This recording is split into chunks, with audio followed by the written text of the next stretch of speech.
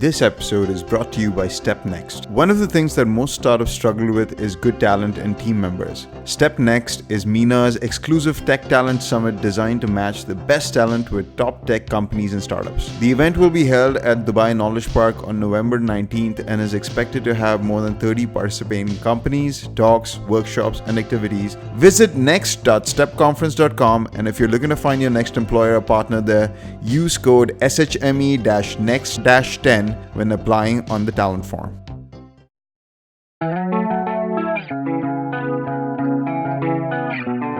Hello and welcome to another episode of Startup Hustle Middle East. So today, as you can see, we're in a very exciting place.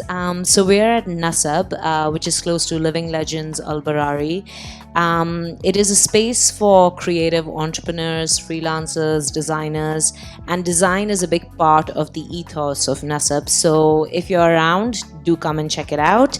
And they are celebrating International Podcast Day today, and we have an awesome guest today on the show with us. So we have Arif from ASA Ventures. He is the founder and CEO of ASA Ventures. And welcome to the show. Thank you so much, Mamta and Siddharth. Great. All right, so Arif, if you could just tell us a little bit about your background, how you ended up coming to Dubai. I know your business started off in Portugal, so if you could tell us a little bit about how that happened. Your story. Sure. It's an amazing story. I start off as I didn't even know what a VC was. So basically, I'm an engineer. I interned at Microsoft for a while. I started my first company with no money at all. Okay. I borrowed 250 euros from my dad. It's a very well-known story, and I have to pay him back. And I paid the rent for a small office just beneath my building. Okay. And I hired a guy without having the money to pay his salary. Okay. And I started selling web design. I don't know if you heard of Wix, but it was something very similar to that. Okay. So then, of course, the sales started picking up. In a year's time, I had 370 customers. Wow. So you started off in web development? In web development, yeah. Okay. So our idea at the time was that so we wanted to make web design cheap at the time. Okay. So I automated website creation, and I sold that for a fairly cheap price. Okay. So my competitors were selling, something very handcrafted for 2,500 euros, and I was selling it for 100 euros a year. Okay. After I got 270 SMEs, SMEs has been the backbone of the business I normally create. Mm-hmm. After I had the backbone set, I sold the company so I became the third largest web designing company in terms of number of customers. Okay. In Portugal. It's a fairly small market. Pretty easy to do that. Back 16 years back. Okay. 2003. And then I sold my company, basically my customers, to the second number, who then became the first, the largest company in Portugal at that time. Mm-hmm. Thanks to the acquisition. Yeah, and I sold it for 350,000 euros at that time, which was a lot of money for a kid like me. And you didn't give your dad the 250 euros? No, you just reminded me of that. I hope it's like with all the X's, and the interest. And the interest, yeah. For sure. I think, and now that you talk about my parents, I have to say that even today, and I don't know if this is relevant for the VC talk, but I think it's relevant for any businessman. Sure. Every single time I take a major business decision, I always ask my mom whether she understands it or not. It's irrelevant. Okay. I always ask her to give me a nod. I think that. It's not only a religious connotation. I think it's more of a morale boost and all that. Mm-hmm. So I think it's just things turn out pretty well when I do that. Sure. So it has been this Pavlov effect. Whenever I do it, it goes well. So I keep doing it. Mm-hmm. So that was the start of. So the startups need to be on your mom's good side. Huh? Of course.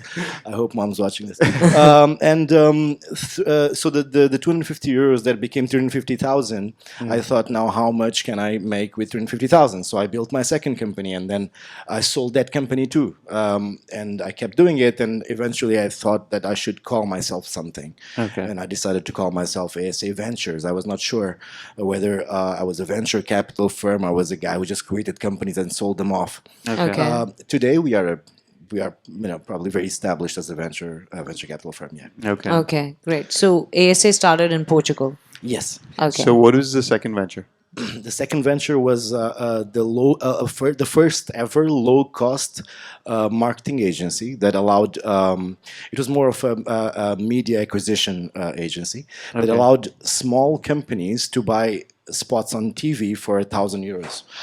So I negotiated. I created. I just made some. I just came up with some crazy ideas. Okay.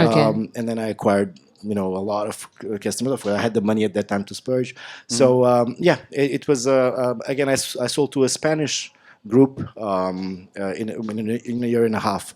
The thing with me is that I love creating stuff. Okay. I love I like taking them to a certain level, but then. It's The yeah, the operations. operational partner gets me a bit bored, so Yeah. I want to go back to the drawing board and invent something new. Okay. And that's where I understood that I have probably more interest in becoming a VC, early stage VC, than a PE or someone who invests their money on a later more. So I like to take those risks, those initial risks. Okay. Great. So you like the foundational stages of a company where you're building it, idea formation, Yeah. Execution, and then when it comes to heavy operations, you like to. Yeah, exactly. get So out so of so the- I hired people for that. So what we did and where we are at today is that we are the largest venture capital firm in terms of operation size.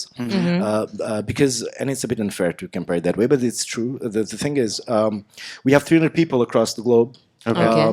Employed at ASA that work with the startups to make them successful. So we kind of give that exoskeleton support. So we plug in our sales team, our marketing team, all of that to a founder that normally is not good at everything, right? Yeah. Yeah. So speaking of that, you guys call yourselves VC 2.0, Yeah. and I think you were just talking about the backbone and the support. So what is the difference between you guys and a traditional VC like say Wamda or somebody like that? Well, the major difference is that again is on the selection process. Number one, so we like to we are filling that little gap. So I would be happy to listen to an idea and fund an idea. I think VCs like Wanda, of course, which we respect a lot, and other VCs across the globe, they'd like to see some traction. Right. Proven concepts. Exactly, proven concepts, MVPs. We like to hear stuff that has never been proven before. Okay. Even if it's super edgy, we want to do it. So we fund that, and then we handhold up until a point where there's a Series A, in which another VC can come on board. But then we like to take those major risks. So on a spectrum of low risk, low yield, and high risk, high yield, I think we are on the extreme side of it. Okay. Okay. Yeah, so basically that's what made the major difference. The second biggest difference, if you ask me, is the fact that we do not let the founder own. So we believe in one thing. So if someone has an idea, Yeah. not necessarily that person is amazing at executing it, number one. And is amazing at understanding what's the best sales strategy, what's the best marketing strategy, what's the best development language. They don't know all of it. They have an idea, they have a drive, they can be an amazing project manager for that particular company. But maybe if we plug in our resources, which for us is basically proven teams that already have some seniority. Yeah. So for example, our marketing, our chief marketing officer is someone who had experience in a big marketing company. So that person is involved in building your little idea when you come to us, and that's the beauty of it. It's all about talent. So you get senior resources, and I think it's one of the biggest challenges in this region anyway. Building a team is difficult. Funding a team is challenging, especially because you can't raise the kind of money that you can in like Silicon Valley or something like that. Yeah. So getting high quality talent as it is a challenge, but I think you guys provide that in that way, right? Like you get access to high end resources, Yeah. which is included with the investment. that you get, right? Exactly. So so our risk reduces greatly. Our investors think that it's a safer bet Yeah. because you guys are going to be involved in taking the project forward. So it's just the perfect model, and it fits a particular gap. Now, we didn't build this because there was a need in the market for this. We built this because this is what we are. This is what we like to do. Right. And 19 of our 36 portfolio companies are companies that we created ourselves, so Okay. that we own 100% today. So I don't. If you tell me, are we a venture capital firm per se? But by the book, we probably not, right? So we are this venture group that also funds, and it does a long explanation. Instead of doing that, we just say VC 2.0. Yeah. That creates sufficient excitement for people to try to know what is 2.0, and then we go with our pitch. I also think it's interesting because there's not that many in the space of early stage startups. And this is a great way. Yes, it is high risk, high yield, but it's a great way to very quickly, without people having to go out and find the right team members, really quickly build a team, give the support that an entrepreneur needs, and get that idea validated as quickly as possible, in the most efficient way as possible. Your resources are being better utilized, and people feel like they're not alone in this journey. I think the entrepreneurial journey is a little bit lonesome sometimes, so Totally, the CEO is the loneliest person on earth, and that's very true. And I think when you talk about how quick, that's interesting. It reminds me of something that we did very recently. I don't know if you guys are aware. The 7 days challenge. Have you heard of it? Yeah, I saw that. I saw that on your LinkedIn page. Very cool idea. So for listeners who aren't exposed to ASA, follow them on LinkedIn. We'll leave the link in the description. You can check out what they do. They have some interesting content on the social media. But what they did is they actually did a challenge for 7 days. They formulated, branded, launched a company, and got a sale. Correct? Yeah, exactly. So it was from idea to generating revenue in 7 days, and we filmed the whole thing. It's all on YouTube. It's like a documentary. Yeah. So I got congratulated by the CEO of a major government division, who called me personally. He's a good friend, and he said, "Listen, you guys are giving the right impression of what's possible to do in Dubai." And then that motivated us to do the season 2 of it. So this is all done by our junior people at the office who are highly creative, headed by Samreen, who's been with us for a long time now. So I like to say that she was born there. So whatever she learned inside the ecosystem, she's just applying it. And it's interesting to see that journey. Now, in the second season that we are launching very soon, we're releasing very soon on YouTube.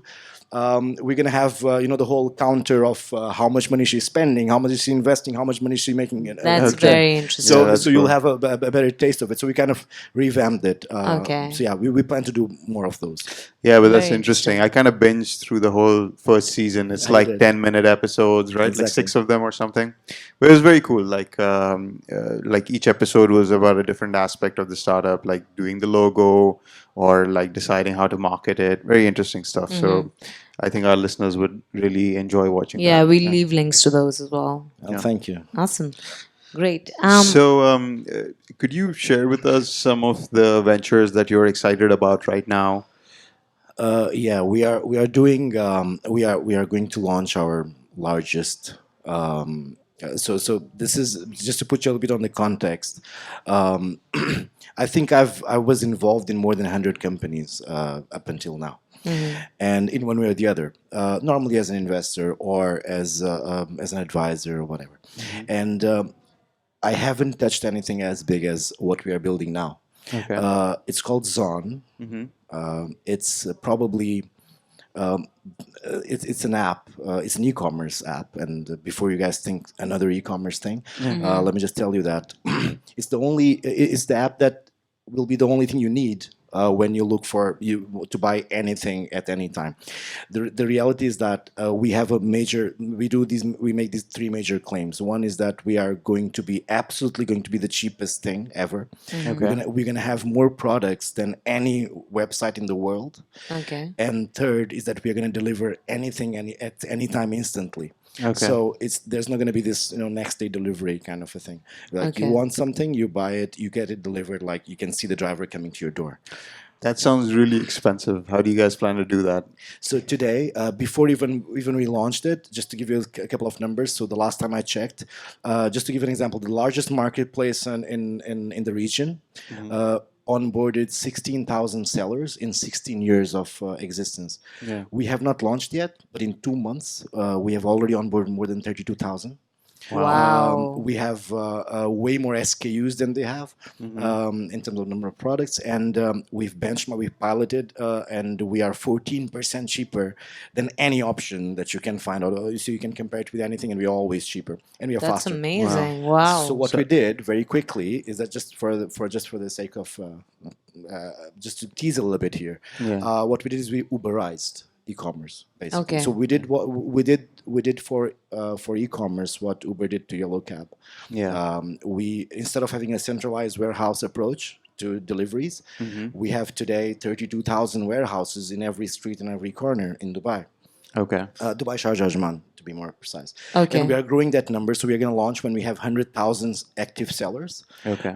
And whenever you search for something, whoever has it is going to let you know that I have it, I can deliver right now. Okay. And then you can choose, and it's not only about price now, it's about price, it's about delivery time. Reactivity. Yeah, and it's about, there's going to be some brand transparency. So it's also, there's also a revival of the retail community, trying to bring Interesting. them guys. Yeah. It's So taking instant gratification to a whole other level, like I So- want this and I want it now. Yeah. So is it like a live auction? Well, it's not a live auction. I don't like to call it auction because there is no competition, as in you don't see the price of the other. So what exists here is opportunistic price method, right? So basically, there's always someone who has. So imagine, just first of all, think of it as a Google for products in real time. Right. So if there was a scanner, an AI scanner, that could scan every single shelf that exists today in UAE for you and find that product for you, Yeah. powered by humans, because of course they know what they have in stock, Right. So, but instead of being they post it first and then you look for it, Yeah. which is offline information, because probably that web There's a lag there. there's a Yeah. lag there. Yeah. This is in real time. So the store owners, which now they're being converted to zone warehouses, they are going to update in real time whenever there's a request for something. But then that all of that is being, so of course on paper it looks a little bit impossible to achieve, but we've worked 4 years in developing the technology that allows this to happen in a smooth way. Okay. And we've been Wow. piloting it silently, and now we are being very vocal about it. I think the major media outlets have already covered it, and it's we believe it's going to be huge. Yeah, Wow. it sounds super interesting. I can't wait to check it out. Yeah, man. when is the official launch happening? Yeah, so we're gonna have a lucky 1,000 customers who are gonna experiment with it and on the beta stage in the beginning of January. So that little area, and I'll definitely invite you guys to Okay, cool. amazing. give it a spin. And maybe we can share it with some of our listeners as well, because Yeah. most of our listeners are quite tech savvy and into Yeah. the startup space. So Sure, we'd Yeah. like to invite everybody, whoever wants to, just write down your name, email, whatever that is, and Yeah. we'll send you an invite for that. Okay, amazing. Cool. cool. Great. So aside from Zone, are there any other ventures that you'd like to discuss? Well, since we normally work with, of course, you guys know about Colics. You guys know about the companies that are out there. Speaking about Colics, like I just wanted to touch on that. So Ijarkars started using Colics now recently. So I was really impressed with the quality of the service that you guys have. The dashboard and stuff is really amazing. Yeah, he's And- mentioned it to me a few times, and I was Yeah, like, oh, I was surprised like Thank that you. for the value that you're getting from that deal, because you get, now we have 24/7 support, multi-language. We can I can monitor what the call center is doing. I can check what my staff is doing, whether they've responded to those requests or not. So it's really helped us out because our business is a 24-hour business. We deal with a lot of international travelers and Tourists, stuff, yeah. tourists. So it's great to have the multi-language. It's great to have the 24 hours. So it's really been helping us out. So Yeah, it's a great it's an product. amazing Exactly. product. And now we are And I'm working not on just the- saying that because you're here. I genuinely Yeah, yeah, believe yeah. that. I have the Colics app on my phone. I can show you. I really appreciate that. Really appreciate that. I can tell you, I can let you in on some secrets, some stuff that we're doing under the hood on Colics right now. So we are Okay. creating this mood identification technology, which actually reads through the cues, the voice cues of the caller. Okay. So the CEO, Sentiment yeah, analysis exactly. So 2.0. so Wow. you'll be able to know, and you'll be able to set KPIs to your operations team that, listen, guys, I want my customer happiness to be at this particular percentage, which today is just a hunch, or you're probably not very familiar with exactly what is that sentiment, Sure. what is that satisfaction or happiness. No, that's amazing. I do listen to some of the calls because on Colics it records it for you, which is a cool feature as well. So I go in and listen sometimes in order to do that, just to get an idea, Yeah. like what is the performance like? Are they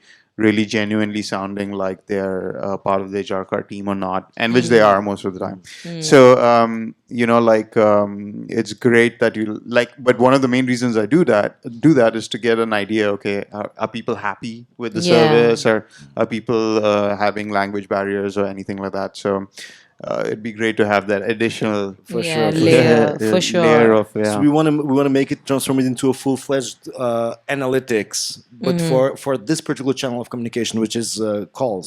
Because Yeah. for the website, you'll of course have all sorts of heat maps and this and Yeah. that. But for calls, you don't really, and it's a very important channel. Yeah, for sure. I mean, my background is in marketing, so we're constantly having discussions with clients about what those KPIs are, and sentiment analysis is a huge thing because everyone knows it's easier to get a customer back in and convert a lead by having a positive experience than constantly acquiring new customers. So I think that that's really interesting. I haven't heard sentiment analysis done for voice calls, call center level. Yeah. I think a lot of startups don't realize that you're spending so much on customer acquisition that if that first touch point, that call goes badly, then Yeah. you're wasting so much money. Yeah. And Yeah, I mean, you think about it as a user as well. Like, if I'm buying something on an e-commerce website and there is a slight hiccup when I go to pay, or even when I go to add something to the wish list, I won't even go back to that website. Yeah. So it's really important to find these gaps and to fix them for companies. the biggest SEO metric for a website is page speed. So they've I get it. Google's tested it out, and like if it takes more than 5 to 6 seconds for your page to load, you're probably going to lose that person. If it takes more than 5 to 6 seconds for a page to load, I'll throw my phone. Like, I have That's no right. patience. With more and more competition, with more and more startups, showing up, and of course, it's all, these kind of tools are going to make the difference, right? Yeah, Basically. yeah. So yeah, I definitely think Colics is a good way to scale up your call center services. Like you want to have that 24-hour support. It's a good product. Multi-language and the analytics. That's very cool. Yeah. Great. So you've been part of, you said, 100 companies in some capacity or another.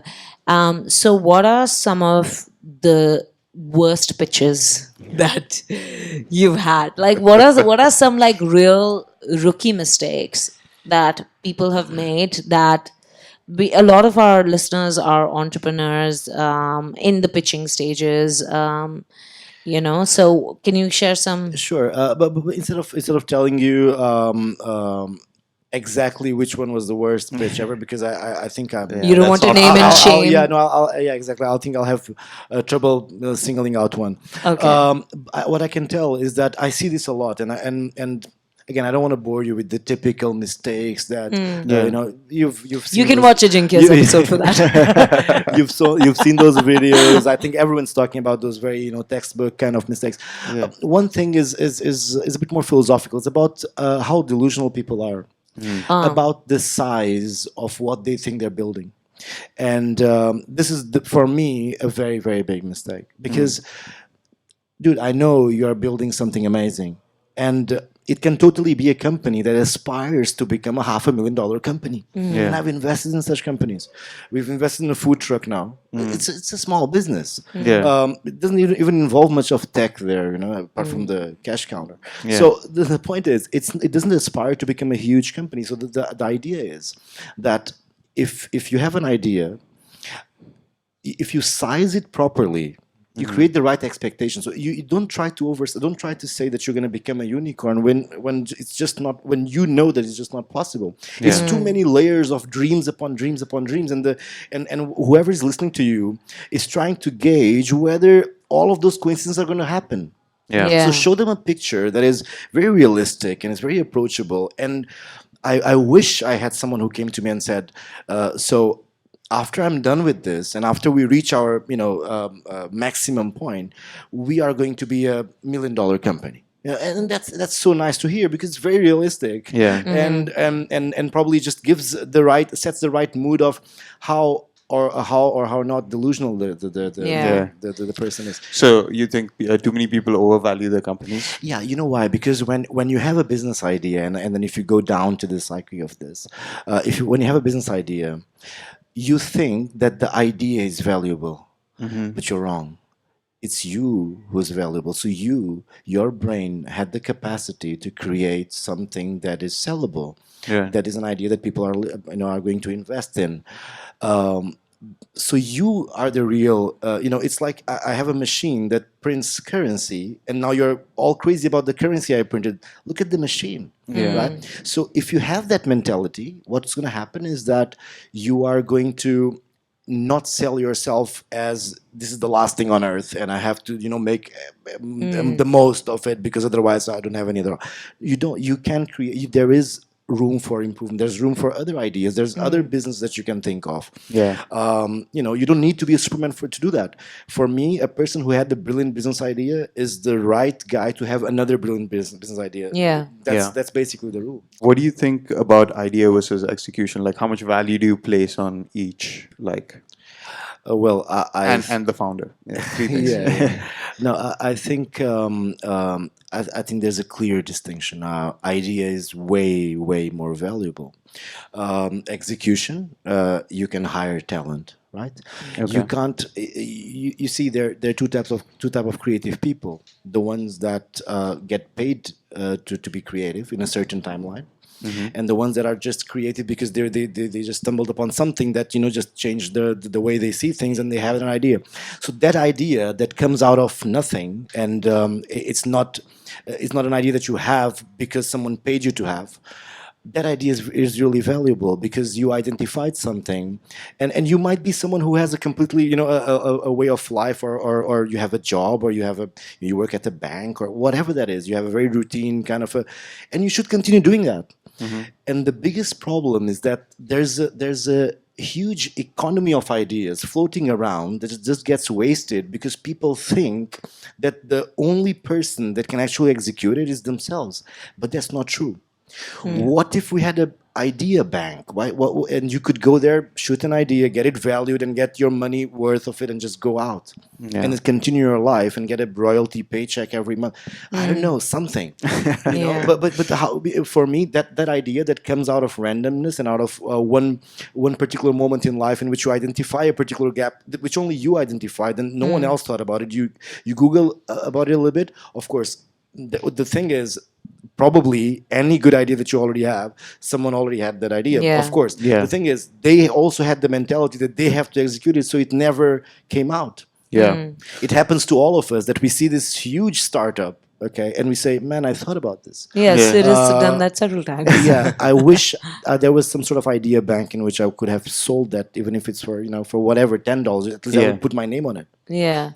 But Sid is completely of the opposing view, where he thinks it's all about execution and idea is worthless without.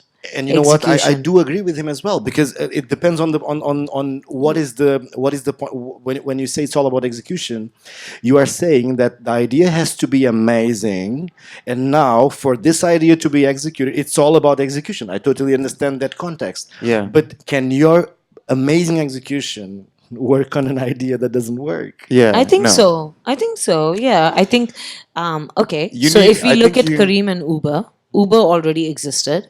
Kareem just executed better for the market, right? Like, so it isn't about the idea, it is about a better market fit. It is about that's how you- penetrating some markets that Okay, weren't. so let's define what an idea is. For me, whoever thought of Kareem, I know, but whoever thought of Kareem Yeah. had this idea of replicating the Uber model Yes. That's an idea in too, this yes. region, and that's an idea too. So the thing is, was this person who had this idea the best person to execute it?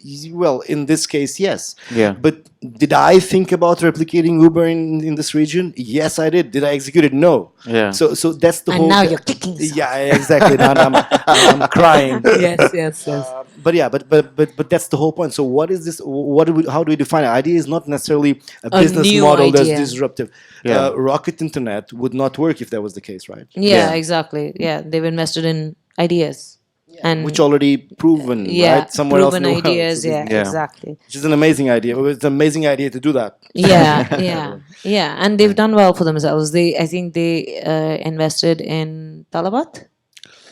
They invested in They Talabat. were one of the I first. think Namshi. Yes, They Namshi exited to from Alibaba in Pakistan, so Yeah. they just, of Yeah. course, they They've built been the doing it marketplace well. in Pakistan when no one knew what a marketplace was, right? Yeah. Yeah. And that's amazing because you go to a country that doesn't even, that is, you go too early there. Yeah. You spend a lot of money, but then you're sure that when the time comes, when the big guys look at the region, they look at the country, you're going to be the first choice. Yeah. Yeah, For but if you're exit. if you're first to market, you need to have enough money to spend on education and change in behavior. Totally. And things. So Rocket Internet can Could have, afford yeah, to do could- that. can But definitely. a startup that has to also spend money on education and changing behavior, it's hard without funds.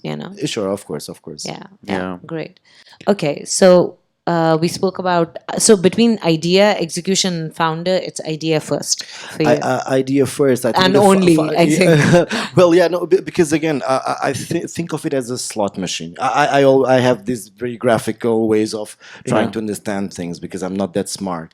So I see a slot machine, and imagine that one of the slots is basically the idea. The other one is the founder. The other one is the investor. Yeah. The fourth one is the execution team. Now, for an idea to be successful, all of them have to show us the cherry, or Yeah. whatever that is, right? Yeah. Now, how probable is that to happen? So, if there was a place, there was a platform, if there was some again an interchange of my idea, your execution, your money, and your team. I think if that would come together, we could build successes after successes. Yeah. But we don't do it because we have an amazing idea with a wrong team, and or vice versa, or whatnot. Yeah. Or sometimes we don't have the investor. Doesn't timing also need to be one of those elements as well? Well, one I of saw those that. cherries. I saw that TED talk. I saw that TED talk. I think it's timing is of course right. So yeah, we can all make all those very very. Yeah, it can So, all be aligned. Of but course, if you timing launch can be YouTube off. in the 800s, it will not work. So of course, timing is important, but that's a given. I don't even contest. That's a Yeah. given. Of course, the better the timing. But again, the idea itself already involves the idea of timing. Yes. because you're considering what does the market need right now. Exactly. Yeah, Exactly. yeah. So, just in case you guys don't know about it, there was this TED talk which said that timing is the most important factor for any startup. I think second was Steam. I he don't he even remember what rated the it on second thing was, factors but or the number something. one factor for any success in any startup was timing. So, I think a lot of founders do use timing as an excuse. Oh, my product came too early, too late. And well, for me, like I'd launched a product back in the heyday. Of are you going when- to use it as an excuse? So we launched a product. Me and my dad launched it. It was called Dubai Classifieds Online, and we launched it in around 2000. So this was when people were still using dial-up for internet, and the fax market machines. penetration wasn't that great. And like I remember, we launched it, and the idea was to replicate Craigslist from the US because I heard, and I was always internet savvy, and I was a developer as well. So I knew that like Craigslist is doing well in the US. So I thought, okay, maybe we can replicate that in the UAE, which eventually Dubizzle did. So, but when we launched it, we were way too early because companies didn't understand the meaning of internet yet. Like they were still using fax machines and stuff like that, and there wasn't enough market penetration for it to work. So I think timing for over there was our mistake. Yeah, I think when you say too early in that case, or in any other case, whenever people say too early, they're basically saying that it's too early with the amount of funding that we have put into it. So if you were to launch Craigslist before Dubizzle, and if you had enough money to sustain yourself, Dubizzle wouldn't be in the picture today, maybe, right? Because you would be the only guy that people would go to. So, and that happened with companies like, I would say, Etsy. Okay, so Etsy was doing very, very horribly. Basically, they were. I still don't care for their user experience. Anyway. Well, yeah, but that's your opinion. The question is, they, on a numbers perspective, they had this. They had all these years of complete drought. They were doing nothing, but they managed to just keep sustain. Yeah. So that's where you hear about persistence, the preserve, all of that. In reality, all of that is just a nice way of philosophically teaching our kids that, hey, listen, persist. But in reality, what is it? It's that the idea, if it's too early, then you need enough money, and it's all mathematical, right? Yeah. So, yeah. I think if we did have enough money to sustain ourselves for like 4 or 5 years, maybe we could have like beaten Dubizzle to it. So if I had come to you at that time, and a question for you now, if I had come to you at that time and I would say, you know what, I'll give you the money that you require to survive another 5-10 years, but I want 80% of your company, would you accept? At that time, possibly. It depends on the amount of money it was, right? Well, to sustain yourself for the next 5 or 10 years. Whenever Dubizzle came after you, I didn't keep track of that, but whatever. Yeah, so Dubizzle must have possibly. I was maybe 19 at the time, so yeah, like any money would have been interesting. But you don't get to spend it. It's invest in the company. Sure, I understand that, but like just the fact that at that age, if somebody was believing in me, and that would have been an interesting proposition. That would have been an amazing offer, because today you would own 20% of something better than That's Dubizzle. huge, yeah. And this brings me to another mistake. Yeah. I was so not keeping delusional, count. and second one is. The second one is that here's the thing. I'm going to be a bit edgy here. We like edgy. I'm going to make a bold statement. But whenever you have an idea, and if you look at your pocket and don't have enough money to fund it, then you should start believing that you only own 30% of that company. Okay? You don't own 100% of it. You will have to sell equity at this stage so that you get enough money to see the next sunshine. And the problem is that people don't know this, and people, whoever is listening to me, especially startups, will say, no, I own, 100% of it's my idea, my company, but you don't have the enabling money to make it a company. Exactly. So what is the value of $1 million at that time versus $1 million later on? It's a completely different value. So at that time, that's an enabling. Whoever is giving you money at that stage is taking a huge risk and taking a flyer on you, and you should respect that, and you should give them 70%. And I'm not saying this because I'm on this side of the table. I'm not. No. See, it's just to prepare people for the worst, right? Right. So if you have the mentality that I own 30%, so let's say that, because here's the thing, it's a numbers game, right? Why would you want more equity in your company? Why would you want 100%, not 70 or not 40 or 30? It's because you want to make good for yourself and for your family. So the idea is that you are looking for a certain valuation, right? You're looking for now, instead of thinking that 100% of the company is going to be valued at $1 million, think that 30% of it has to be valued at $1 million. Okay, right. Make that 30% your 100%, and now go to a VC or to whoever angel investor, preferably VC, and preferably us, and go to them and say, listen, guys, I'm ready to give up equity at this point. I just want to make sure this happens. Right. Because I do not know whether I'll have enough money to sustain this craziness for a long time. Maybe I'm too early. Maybe I'm too. Who knows, right? Yeah. Yeah. So I just want to make sure that if you guys like the idea, you can keep the company. It's fine. Why? Because now the 30% that I'm left with is valued way more than when I was 100% of holding nothing. in my lonely corner the 100%, which was good for nothing. But, Yeah, but- entrepreneurs are motivated by the equity that they own as well. So, like, they don't want to feel like an employee of their company, and they want to feel like I've come up with the idea, and there is an attachment to it. That's why entrepreneurs call their businesses their baby. Like, it is something that was conceived in your mind, and we've placed so much emphasis on the idea. So, I think it has to do less with like I'm greedy and I don't want to give up equity, and more with what is going to motivate me. I It think needs to be a balance of what's going to motivate the VC that's taking the risk versus what's going to motivate me to. I totally get you. I think equity versus controlling stake or say in the company, those are it's a common mistake. It's a common misconception. so it People doesn't have think to mean governance. Exactly. So those are by default what we hear from when you don't mention specifically otherwise. Yeah. Whoever holds a majority stake, they will have a certain level of control, and then but there's more to it. So there's ways of coming around. So I would totally give away 70% of my company for a decent amount of money that that makes sure that this company survives. And if I'm too attached to it, then I'll probably slap my name all over it and say, "Listen, guys, I want to control this, I want to control that, and I want to."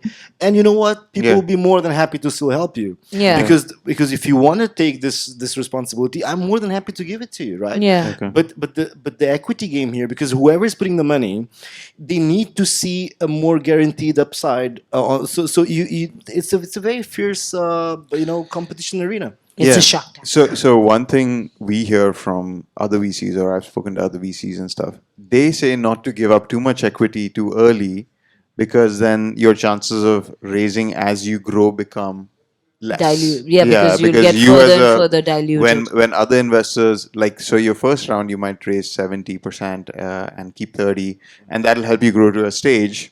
But then when you're trying to grow to the next level, get your Series A or Series B, at that time you'll start facing issues because you own too little equity in the company. Exactly. So I'm here today, not making an actual proposal or open proposal to people. What I'm saying is the mindset, right? Is I want people to feel a little bit detached to the equity. So I'm going a bit extreme, and that's why I warned before. Yeah. On the mindset. So you see, there is. In reality, there is no big difference into 30 and 35% or 40%. The difference is that are you going to get that enabling money or not? Right. Because I'm here to advise the people who do not get funding, which are way more than the guys who are negotiating their way in with the VC, right? Right. So I don't think those guys need my advice. I think who needs my advice today is that who's watching this and saying, no one accepts, no one gives us money, right? Right. We have no offer on the table. Yeah. So first thing is, forget that you don't own 100% of your idea unless you have the money yourself. Right. Because your idea, this little pet of yours, requires food and requires drink and requires your maternity, whatever that is. So it's important for you to think that, okay, if I want this to grow, I will have to eventually Let go of equity. And when I'm saying 30%, of course, the worst case scenario. I don't want to sound like a shark, although. But again, if the mindset is correct, I think your chances of succeeding now. Flipkart, the owners of Flipkart, they were holding a single digit equity percentage in their own company, Right. and that single digit was valued at a ton of money, right? Yeah, so millions. so exactly, so there's dilutions, there's a lot more to come, but you only see that Once you taste a little bit of success. yeah. So Yes, that's true. I appreciate other VCs' advices. I Point of think, view, yeah. but if they haven't worked for you, then this is like your your last before you cancel on the idea, because don't do that. I think you might have something super valuable. Yeah. That So doesn't this have is an traction. open call. If you have an amazing idea, go to ASA. ASA Ventures. Yep. I can recommend though a friend of mine, Rajiv Talreja. He's amazing. Okay. For- What is For all these startup advices. okay? I You love mean that guy. aside from Startup Hustle Middle East? Of course, no. Just of course, no. But just because he is very, he does motivational talks and all that. I've heard a lot of people. I'm filtering out a lot of Okay. people, and I'm telling you the guy, the go-to guy. Okay. Rajiv Talreja is amazing. Okay. Whatever he says, I completely see myself on all his advices. He's pretty good. Check him out. Awesome. We'll include a link to Rajiv Talreja as well. So that's a really cool resource. And Okay, closing off, you've already given us your advice for startups, but what do you think is a good industry right now that you see is going to like take off in the next few years, or like probably startups should like start looking into that space right now? Well, I think it's difficult to single out or to put your finger on one particular industry. What I think is that if you want to find out, what I can tell you is that if you want to find out which industries are going to do well, Yeah. just look at what's happening. So, for example, when we were talking about Colics, right? So, Colics is a tool for startups because now you have a lot of startups of all kinds. Yeah. So Colics is a great tool for startups, right? The same way. So what you have to sense is what is that is going to be required in the near future for you to invest your time and effort in. For one of the things that we love to do is to build stuff for SMEs, as I told before. Yeah. I think that's never going to go out of fashion. Yeah. And more because now we have all these incubators and accelerators. So all these companies who are all these people being incentivized by you guys, for example, to go out, be an entrepreneur. So Yeah. we need to have a good suite of tools for these entrepreneurs.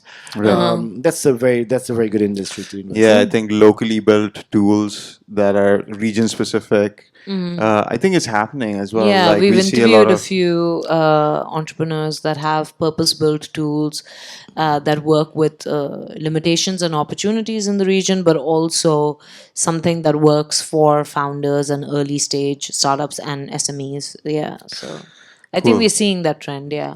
Oh, I want to also tell you another thing, which is interesting because you asked me about the startups that we're very much excited about. Yeah. HealthyGo.